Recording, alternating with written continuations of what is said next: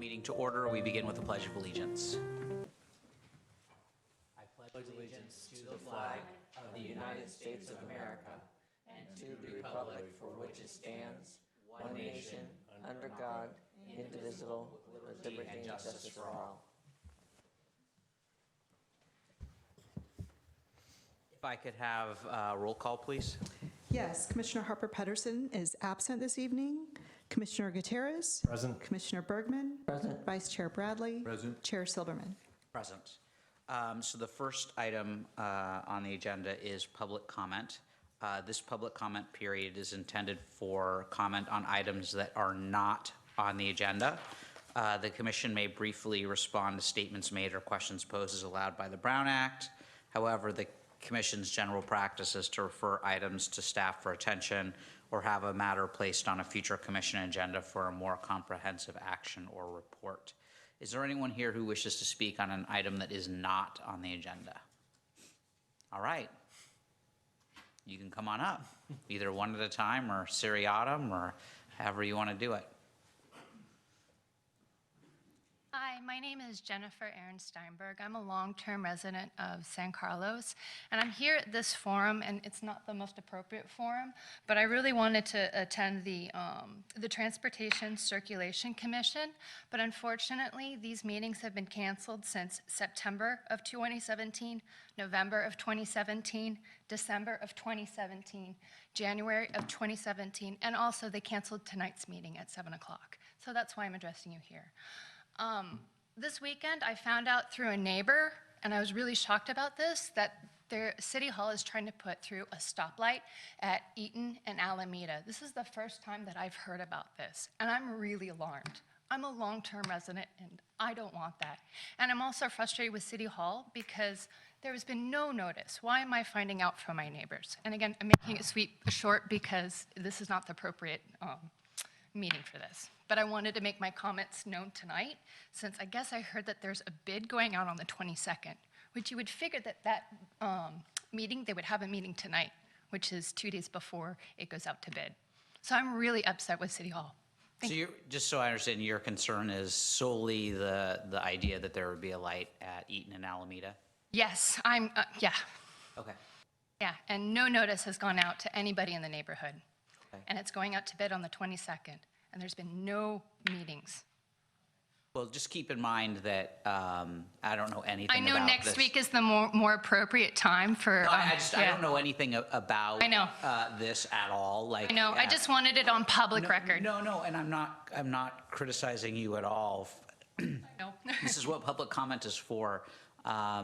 What I guess I don't know. You guys can't do anything, but I wanted it. Well, it's not just that. So if staff knows when she says it's going out for bid, does that mean that there's like a request for proposals that's going out, or like actually something is going to happen in 2 days?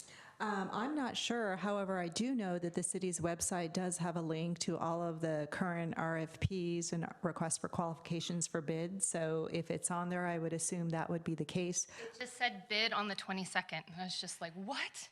No notice? And as staff, although I am staff to the planning division, I can certainly pass on your comments, which I would anyway, anytime we hear something like this, to the city engineer, Grace Lee, and to the Public Works Director, Tara Peterson. So I'll be sending them an email this evening to let them know.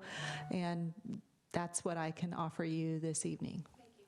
Yeah, and I would just note that just as a general matter, contracts need to be approved by the city council if they're of a certain size. So the fact that something may be going out to bid, and again, I don't know anything about it, doesn't necessarily mean that this is the last opportunity to speak on it. Just so you know. It's just alarming since I haven't heard anything about it, and then all of a sudden I'm finding out from my neighbors, not the City Hall. Sure. You know, and we got that beautiful glossy flyer, but I never saw anything about, a light. And that's huge. That's huge for our neighborhood. It really changes the nature of it. Okay. Anyway. Did anyone else want to speak on an item that's not on the agenda? Yep.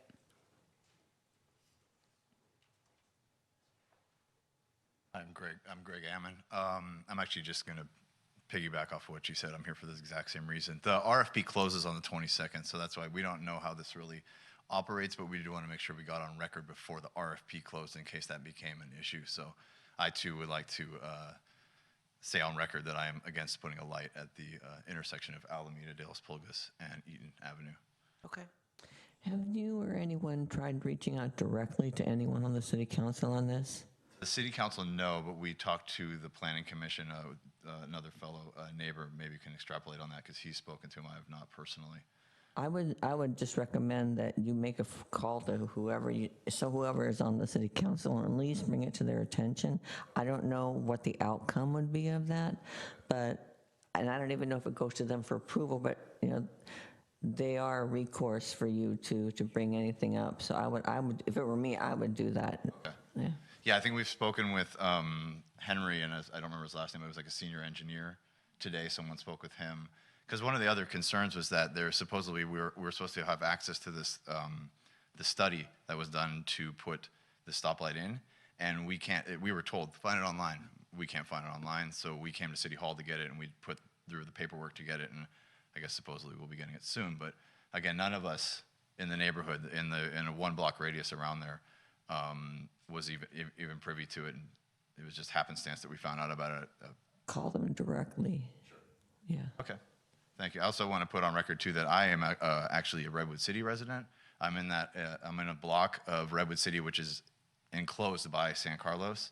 I don't know how familiar you are with the zoning, but it definitely directly affects us. So while I am not a San Carlos resident, I am surrounded by San Carlos in that San Carlos is actually south of me, even though Redwood City's south, right? So just put that on record as well. Okay, thank you. Does anyone else want to speak on an item that's not on the agenda?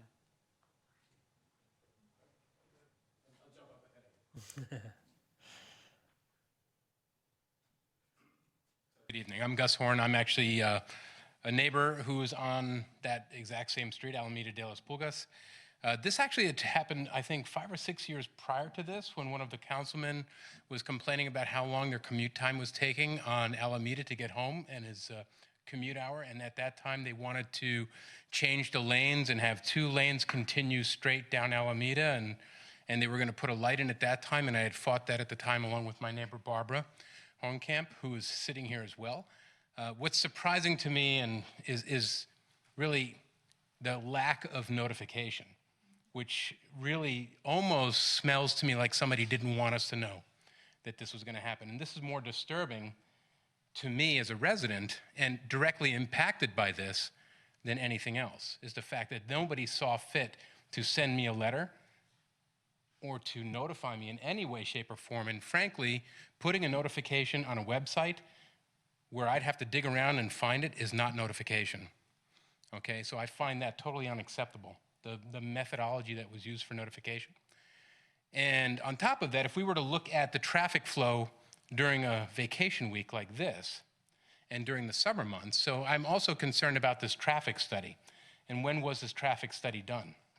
Because it's a noticeable decline in traffic when children aren't going to school and people aren't actively going all over the place there, but specifically in the morning hours when there's school and people have to drive their children to school, we do have some issues at that corner, but they're very brief issues in the morning and some brief issues in the afternoon. Other than that, there's really no other issue there, other than the fact that it's a stop sign and everybody has to be courteous. Frankly, if we wanted to correct traffic issues, one of which would be to prevent people from parking on sidewalks with their cars, because the streets themselves are quite narrow, that if a street is not able to maintain bidirectional traffic, perhaps San Carlos should consider making them one-way streets and use that as a mitigation factor for traffic and traffic going through neighborhoods, right? Versus allowing bidirectional traffic in streets that are simply not wide enough for that. So traffic patterns such as on Eaton going towards El Camino frankly should be a one-way street going towards El Camino. And St. Francis should be going the opposite way then. And that would mitigate people from driving through neighborhoods to cut around and catch a stop sign to cut ahead of other people that are in line. Because I think this is maybe one of the biggest complaints you might hear, is that people have cut-throughs. But if you look at mitigating this without using a traffic light, it's probably far better and probably dramatically lower cost than having to spend $500,000 on a stoplight. So with that said, I know it's not perhaps the correct venue, but you are here to represent us. So My word is, let's think of a lower cost alternative to something that only happens maybe a couple hours a day. And frankly, if it's taking somebody longer to get home, that's really not my concern, right? I would much rather not have a drag strip in front of my house because there's a light that's green and people are just gonna haul butt all the way down. And in fact, I would also entertain the idea that Alameda de los Pulgas should be 25 miles an hour as it is in Redwood City. And there's no justification for that speed to increase to 30 just because they happen to cross the border into San Carlos. So that's where I'd like to leave it. So let's lower the speeds, make one-way streets, and put tickets on cars that park on sidewalks. Thank you. All right, is there anyone else who wants to provide public comment on an item that's not on the agenda?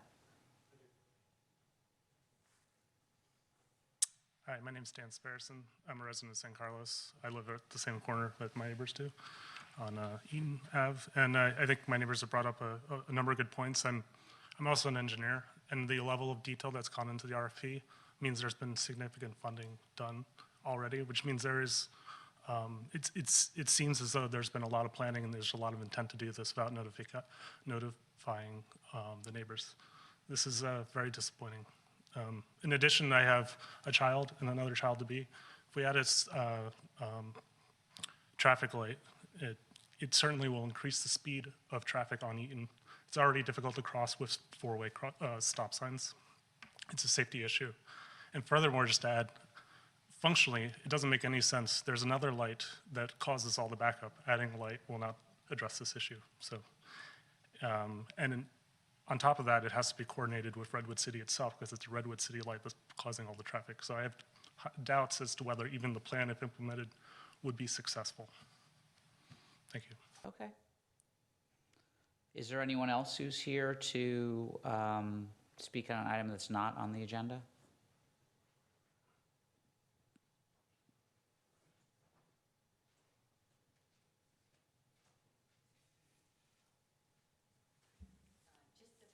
Back on their comments that I agree with. I live a block and a half, 2 blocks away from this intersection that they're speaking of, and no one wants to see this signal light go in.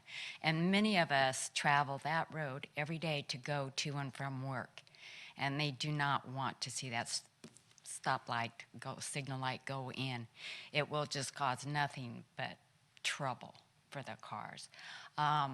The other point that was made is that no one has heard or been notified or asked in a, 4 or 5 block radius, let alone, most of us that travel up and down Alameda and go through that area do not have to actually live on that street to know that it's going to cause quite an inconvenience to us all that do travel that. And then hitting that light and then hitting the Redwood City light, if those 2 lights aren't timed, we're going to see nothing but trouble. Whereas backups, trying to get our kids across the streets, it's going to cause havoc and all kinds of problems, my opinion. But thank you. Thank you. Is there anyone else who's here to speak on an item that's not on the agenda? All right.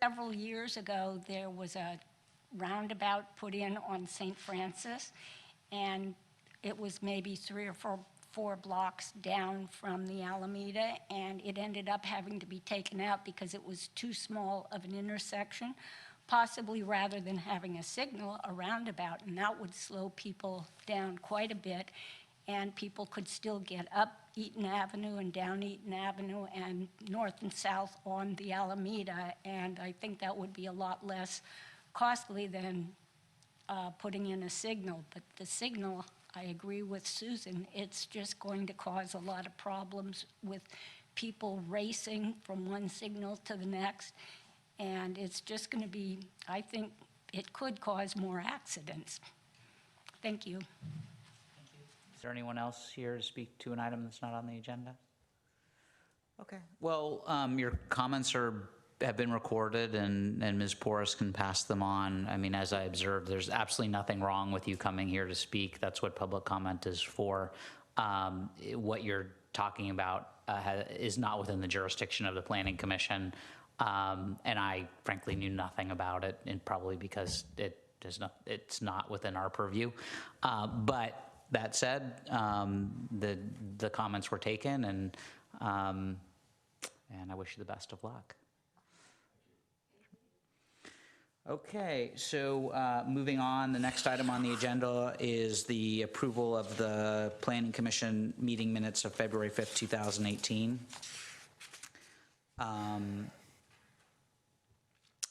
Does anyone have any changes to the minutes? I don't have any. Any changes? I would entertain a motion to approve the minutes. So moved. Is there a second? Second. Can I have a roll call, please? Commissioner Gutierrez? Yes. Commissioner Bergman? Yes. Vice Chair Bradley? Yes. Chair Silverman? Yes. So the next item is a public hearing item. The procedure for the public hearing is as follows. Staff will present a report on the history, physical features, et cetera, on the application, followed with staff's recommendations. The applicant will make a presentation, or may make a presentation. Thereafter, interested members of the community may speak on the proposal. When all interested parties have had an opportunity to be heard, the hearing will be closed and no further discussion from the floor can be held. The commission will then consider the evidence and make its recommendation. Be aware that if you challenge a public hearing item in court, you may be limited to raising only those issues you or someone else raised at the public hearing described in this notice, the public notice, or in written correspondence delivered to the city at or prior to the public hearing. Speakers are asked to fill out speaker slips found by the door and hand them to the recording secretary prior to addressing the commission. That assists us in preparing the minutes. The speaker should come up to the microphone to speak since the meeting is being recorded. So we have one public hearing item.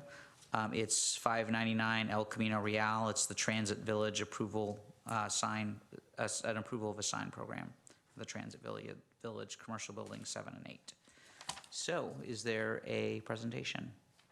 There is. All right. Good evening, members of the commission. My name is Colette Meunier. I'm a consultant who is retained by the city to assist them with processing applications, and I have been assisting with the San Carlos Transit Village the past several years. The project before you tonight is a sign program for the 2 commercial buildings that will be located on either side of the historic depot. And the reason they need a sign program is because all mixed tenant buildings, new projects, are required to have a coordinated sign program. So just this is an aerial, and you can see sort of in the center, bracketed by 2 stars, is the existing train depot, and the stars are the approximate locations of the 2 buildings, one of which where there is construction underway in this area now for the 2 residential buildings that are on the south side of Holly, together with the 2 commercial buildings that are on the south side.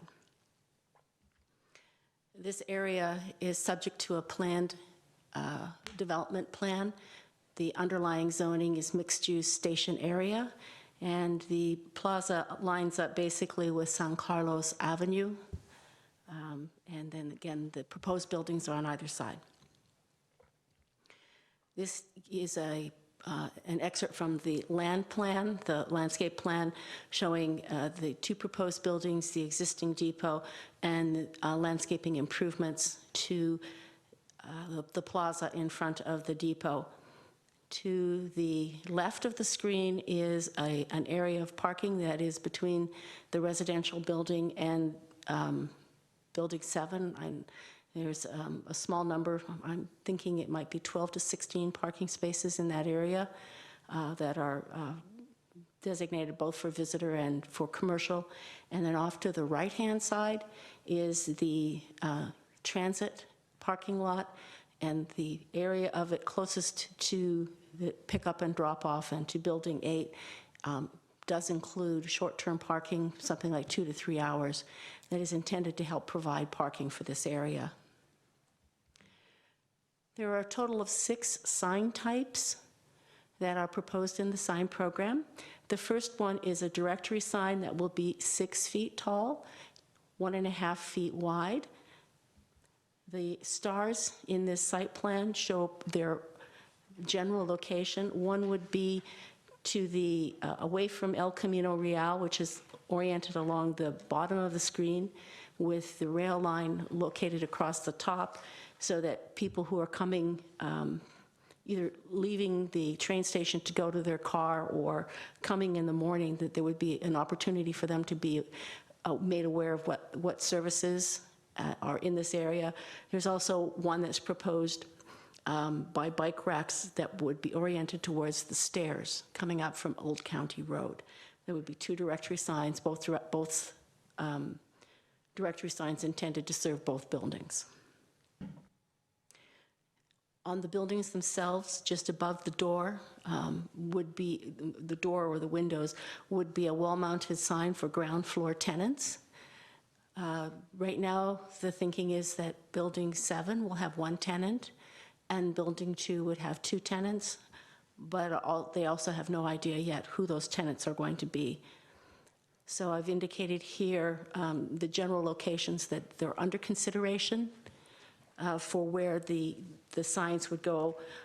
The one that's on Building 7 oriented towards El Camino Real would actually be over windows, not over a door. The one around the corner is over a doorway, and the other ones are doorways. There are elevations in the plan set that you have as part of your staff report. The third type of sign would be a projecting sign that would be for the second floor tenants. And the 2 locations that the applicant has identified is one at the corner of Building 7. The lobby is located, there is a lobby that would be located in the front corner.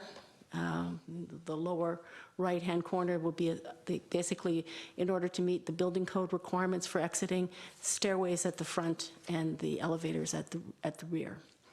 And then also there, on Building 8, there would be an opportunity for signage outside the entry that would provide access to the second story.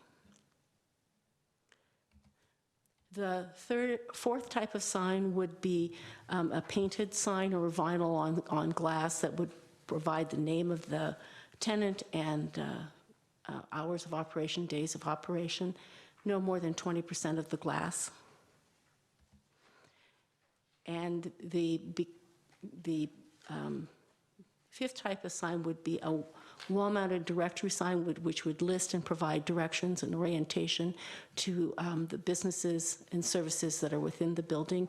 And the proposal from the applicant is that those would be on the rear building corners, and that they would wrap the corners to provide orientation to people along the side of the buildings or across the rear of the buildings.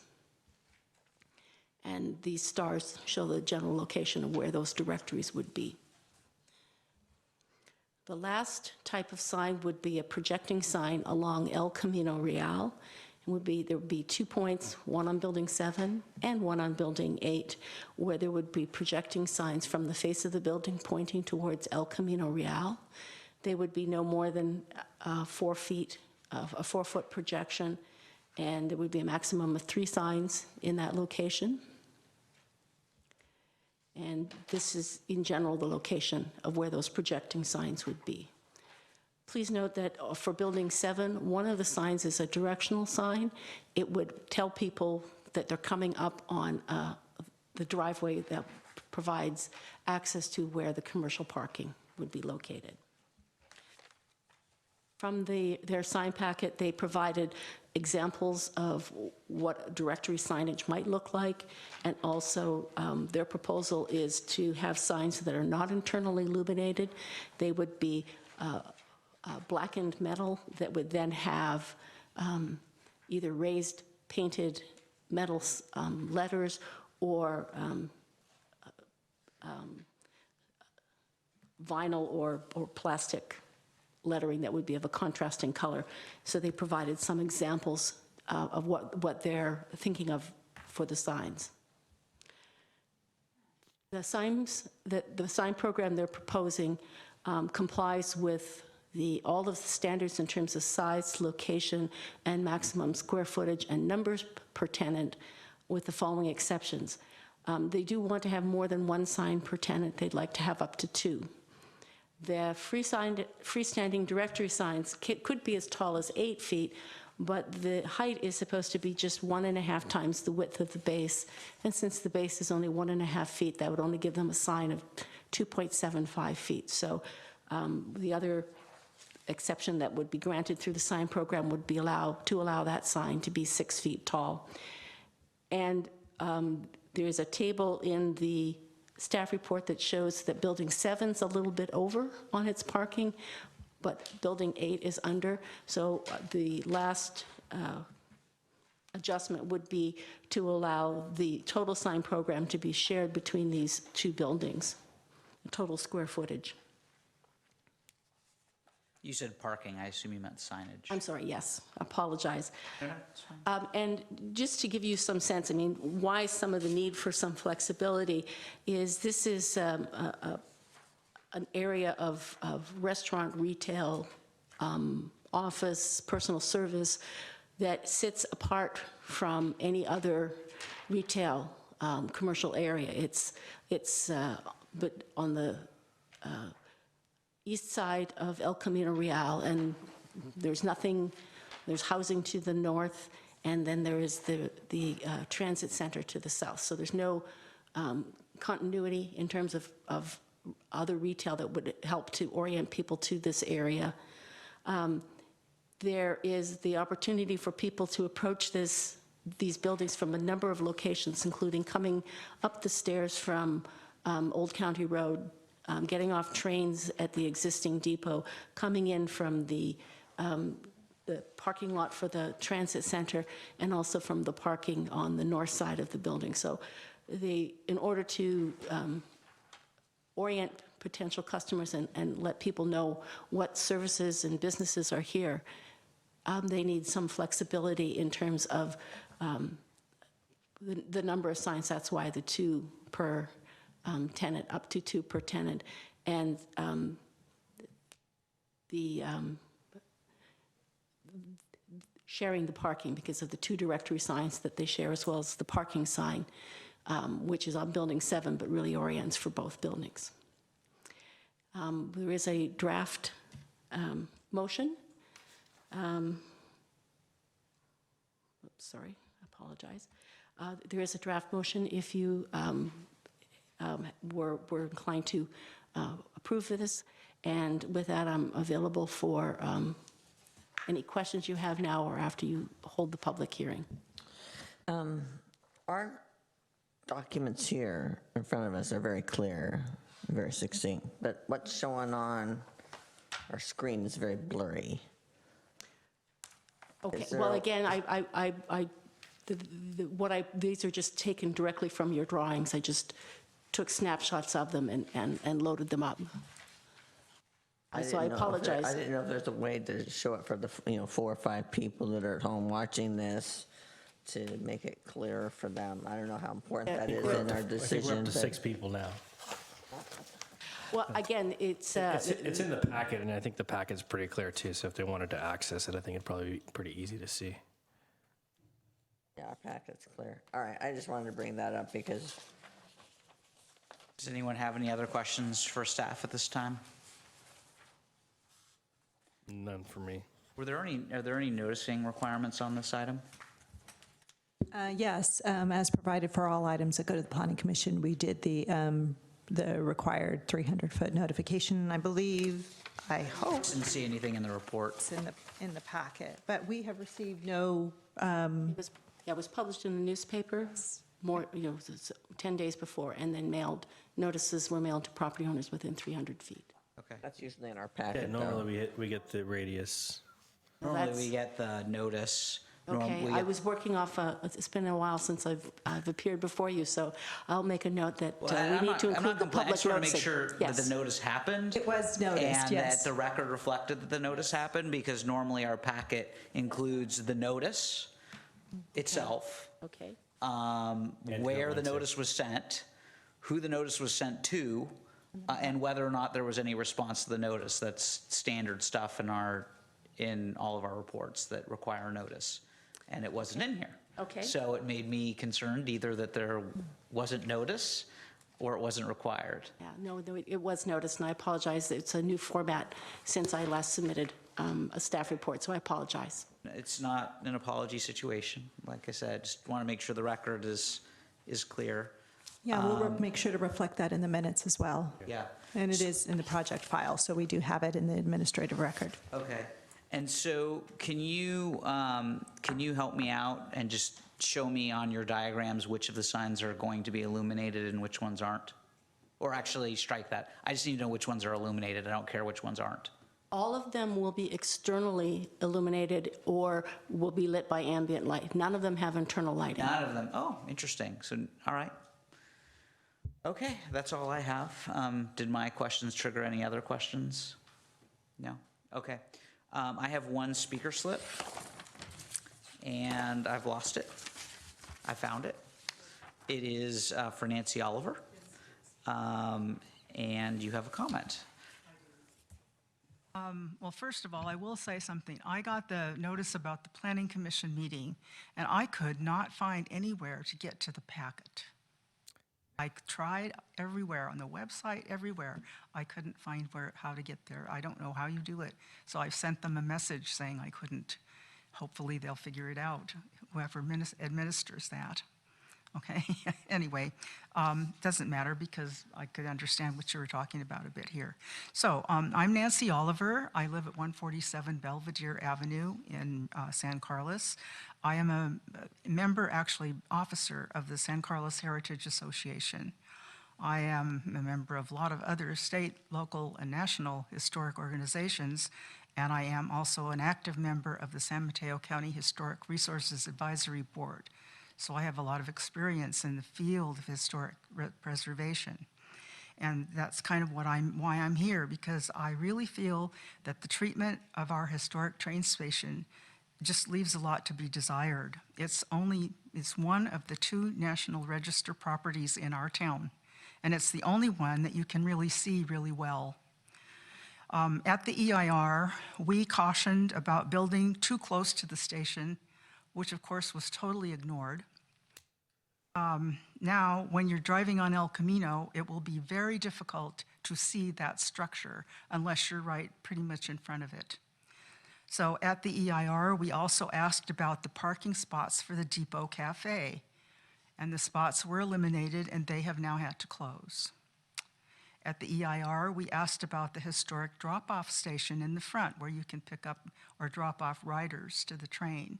And of course, that's been eliminated too. So those things that we asked about in that original EIR were totally ignored. We're not happy. And the cultural landscape of that station has been encroached on very badly, and I wonder if the National Trust came and looked at it, if they would even look at it and think about removing it from that designation. I hope not.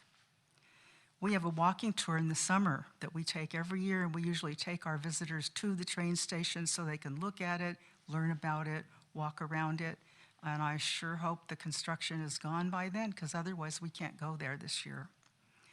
So now I'm getting to the signage. Can't tell from your signage if it would do this, but I strongly urge that no signage further block the view of that train station. It's already been blocked a lot, and any signs sticking out should not further encroach on that view.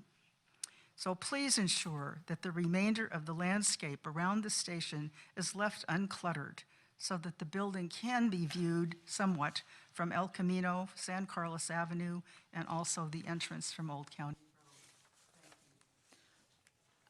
When you say the station, you mean the depot where the Depot Cafe was? So, thank you. So staff, are any of the signs that are identified as, I forget what the terminology is for them, but I'll find it in a second, projecting? Are any of the signs that are projecting signs, do they project towards the historic depot? So this is the signs, they project perpendicular to El Camino Real, so they project towards El Camino Real, and they are not in the space between the two buildings. So, yeah, go back to that. Go back to that. okay. So, Okay, well, I was going to talk about okay. some smaller ones. There are two areas. One is on Building 7. There is a, oh, okay, if that helps. Oh, no. Yeah. Okay. Okay. Okay. This one, if you have a site plan, this would be one that would project out as much as 4 feet, and it would basically be intended, because this is the area where the stairs are that provide access to the upstairs tenant, would be intended to provide notifications so somebody would know there was a tenant upstairs. That potentially, I mean, there are trees and other things, but that one projects into that space between the two buildings. This location, there's a lobby, but there is also an enclosed outdoor space. Again, the idea would be for a restaurant. So that one would also project 4 feet, up to 4 feet. but that's behind another portion of the building, right? Or is that seating? Is that That's open seating. seating? Yeah, it's Okay. seating. So I'm just identifying those are the only two signs that would project Towards the depot. like, basically, that would be projecting from the building face out into the plaza. Go back to the microphone if you'd like. Can you come back to the microphone? Do you mind? Yeah, my question is that, for instance, the one that's on Building 7, not that one, but the other one that's out toward El Camino that's sticking out. You said there would be one in the front on El Camino. Right. You- That one. How Yes. far does that stick out? It can't project more than 4 feet. Okay, and how big is the sign? I mean, by. There could be 3. I think I provided, that's just, Are you talking about stacked on top of one yes, another? here's an image. Okay. So how much approximately space would those, say, 3 take up? It's dimensioned to be no more than 12 feet, and it's 11 feet above grade. So anybody who's walking or in a car would be below them. Right, so you probably would look through it or past it if you were going to look over and see the train station. Correct. That's what I'm worried Right. about. And the other, No, you're saying right, but you actually mean not right, because she's saying, no, that's not the case, because the sign is 12 feet in the air, and no one is 12 feet tall, and I'm not trying to be funny. No, I understand that. So unless you were actually, unless your head was 12 feet in the air, that sign would not block anything. That's what I'm saying. If you're driving in a car and you're looking, trying to see the train station, if you possibly could, that sign's not going to be at your level of eye, in other Correct. words, to see the train station. It would be a. Correct. Although I'm not an expert in perspective. In fact, I'm probably the least qualified person in perspective you can find. But I suppose if you were on the far side of El Camino and the depot is, I don't know, how tall is the depot? Is it 16 feet? It's not, I don't know. It's only really basically one story. it is, yeah. 16 feet. So there's a possibility that due to perspective, I suppose, if you're on the far side of El Camino, you might not see a portion of the roof, maybe. I mean, but The corner that it's on, this, let's see here, this building, at this part of the building does notch, so it's here. Yeah, I saw that. And the building does project out here. Right. So, you know, it wouldn't be in a place that, you know, in terms of a perspective view looking towards the depot. But although the only one that seemed to be of a concern, and I use that term broadly, is the one that was right where your cursor just was on the other diagram. here, Yeah. the projecting sign, Yeah, there's the projecting sign that was right there. which would be 8 feet above, the bottom of it has to be at least 8 feet above grade. Okay, so it's basically the same, and it's only, it projects out 4 feet? Up to 4 feet. Actually, I think the dimensions are smaller. I think it's 2.5 feet by 3 feet. But there is some flexibility built into the, since we don't know who the tenants are, that through the sign permit process, there's an opportunity to take into account the needs of particular tenants. But we could add a condition that to say that, that the signs that basically point out into the plaza, those projecting signs, the issue of views of the depot needs to be taken into account. Well, I mean, could we add a condition that says that, no sign that projects towards the historic depot can meaningfully further impede the view of the depot or something like that? Yes, yes. Or on El Camino that, it'd be like an angle like this that you're coming in. So that one there it could be back that way and then it wouldn't. That's what I'm saying. I think we can add a condition to prevent that. I just want to be. Well, hey, no, I'm trying to give you. No, I feel like every time we brought up something, the city totally ignored it. Well, we're not going to ignore this one today. Thank you. We haven't ignored it, and we won't ignore it. And also, I mean, I don't want to be in a position to defend the Transit Village project. A couple of things that you have observed, I think, are going to get taken care of. Now, as far as why the Depot Cafe closed, I can't help you on that at all. I don't know, but the parking spaces, that was part of temporary as part of construction. There's going to be way more parking in that location than there was previously that people would be able to use. Whether or not the disruption to the parking significantly impacted the depot, I can't speak to that. I understand there might be rent issues due to the increased value of this property, but I don't know. As far as the pickup and drop-off area, I don't know that that's been ignored, but as part of the transit center, there's going to be a very, very, very nice, larger, safer roundabout type thing for both cars and buses to drop people off. And in the place of where the current drop-off is, there's going to be beautiful landscaping and a public plaza. So reasonable minds can differ as to whether or not, that was the right thing, but I don't think the idea that that drop-off area was going away was ignored. It was it was moved to a location that's more adjacent to the parking. Again, I'm not trying to defend the Transit Village project. There were things about it that I liked, and there were things about it that I didn't. I was one of the few people who thought it should be bigger. So, Where is that drop-off, though? The drop-off is, this is Building 8, and the whole turnoff and something, nearly 200 parking spaces will be located to the south of that area.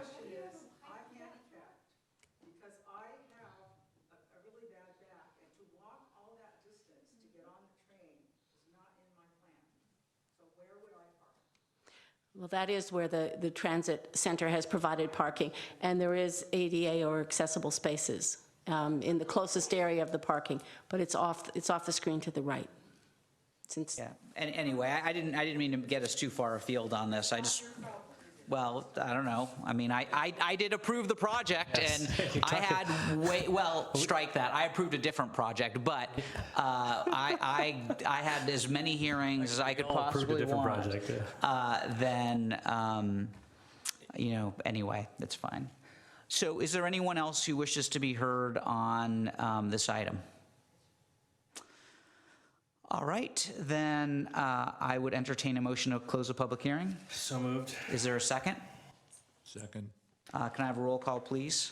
Commissioner Gutierrez? Yes. Commissioner Bergman? Yes. Vice Chair Bradley? Yes. Chair Silberman? Yes. Can you please put the motion back on the screen?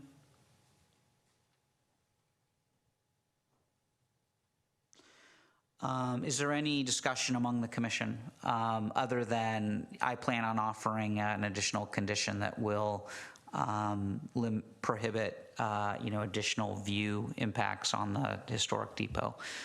With that in mind, is there any other discussion among the commission? Just a comment. I appreciate your remarks, and I share some of your concerns, but I would have to ask that you look at the site plan and see that there were provisions made to, there's no doubt that these taller buildings are going to impact upon our historical landmark, the depot and the restaurant that's had to close. But architecturally, there were some efforts made to not decrease the view of the depot so much from the road or from pedestrian access to it. Thank you. Any other comments? No, I agree with your condition that you want to add. All right, anything from you?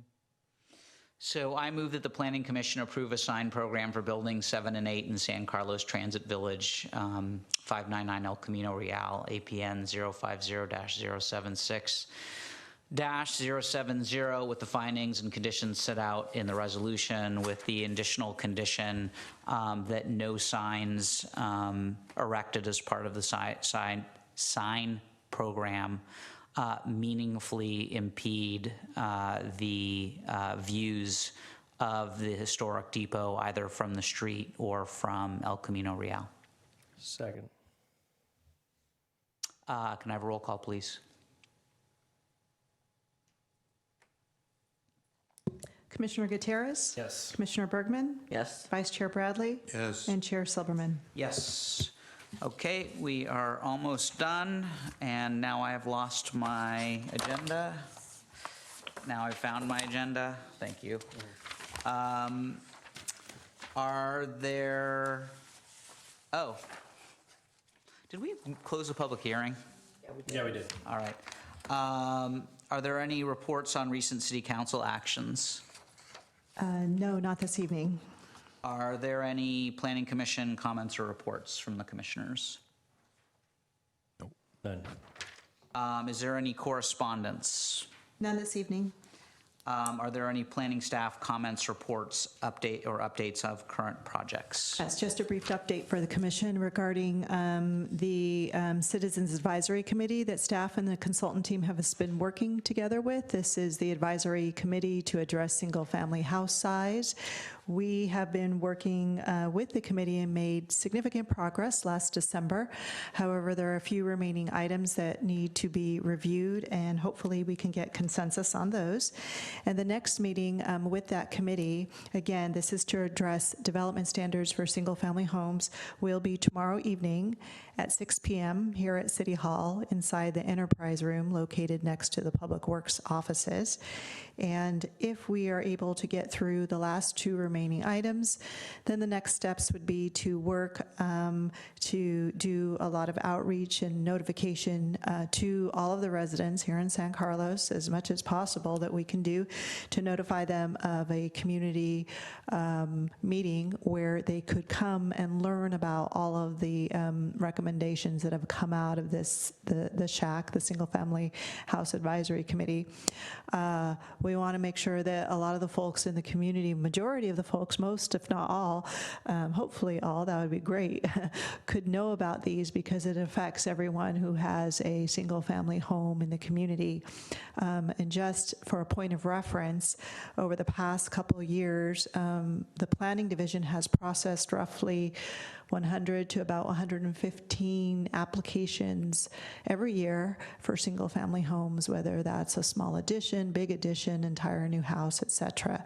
So again, it makes up the bulk of the work that the Planning Division does. We do a lot of other things as well, but single-family home, there's quite a bit of development activity occurring in that arena as far as our permits go. So again, we'd have a community meeting to share those outcomes, and then after that, we could move forward with study sessions with the Planning Commission, and then ultimately take it forward to City Council with the Planning Commission's recommendation for consideration of approval. So we're hoping to get all of this done by the end of this fiscal year. Hopefully we could be in front of the Planning Commission, City Council. We're looking at maybe April, May We'll just kind of give it that time frame. But again, a lot of it depends on what we're able to accomplish tomorrow evening. So I just wanted to make an announcement on that and to update the commission on that. As far as upcoming meetings, we have one new mixed-use project that we think will be ready to be presented. Other than that, it could be a light month, but we expect things to pick up in April. I have one comment on the status of the SHAC committee. I know that on some of the bigger issues like the Wheeler Plaza and the Planning Commission, that there have been little videos that have been put together that explain, like Al Savay interviews someone that, is working on that, or he basically talks about the project himself. I think something like this that has such community impact and has such community response might benefit if someone would put together some kind of video explaining the process that's been gone that has been gone through, and just where to get information, what the overall goal is. I mean, I don't have to put an agenda together, but I just think that if they could do that and find a way to point people to that it would be helpful. It's just an idea. I think that's an excellent idea, and we're looking into all different mechanisms that we have in our toolbox, that are readily available, that the city has used in the past. So I think that's a good one, and we'll definitely consider that. I mean, I think it would be a really good way to reach the audience. And we're also going to be putting out a piece in the City of Good Living newsletter for the April issue. And again, that's a newsletter that goes to every homeowner, every address, is my understanding. So we'll look at that and a whole bunch more, all of our social media. But I think that's a good one. So thank you for that. Okay, before I adjourn, I just for the record, and I recognize the website's changed, so I don't blame you for not being able to find it. But just so that everyone knows, all the materials are up online. If you go to government and then Planning Commission, you get to the Planning Commission page. Then under meetings, there's view agenda packets and minutes online on that page, and the packet is linked there. So. It is there, just so you know. I know, I was trying to use the search thing up there. Yeah, it's the new website. There are a lot of nice things about it, but it's obviously going to be an adjustment. I had problems finding it, so you're not the only one. So it's government. So if you go to the main page, there's across the top there's a ribbon and it says services, government, residents, business. I want to. If you click on government, there's a pop-up. And then on the left of the pop-up, it says boards and commissions. You then click on Planning Commission. That takes you to our page. And then halfway down the page, there's a link for agenda packets and minutes. Okay. So just so you know where it is. You know what they could do is when they send out the agenda, they put a link on there to the packet. If anybody wants to, they go right to it. That's a great idea. That's a great idea. Yeah. Yeah. Yeah, no, it's your second great idea tonight. Okay, so with that, the meeting is adjourned.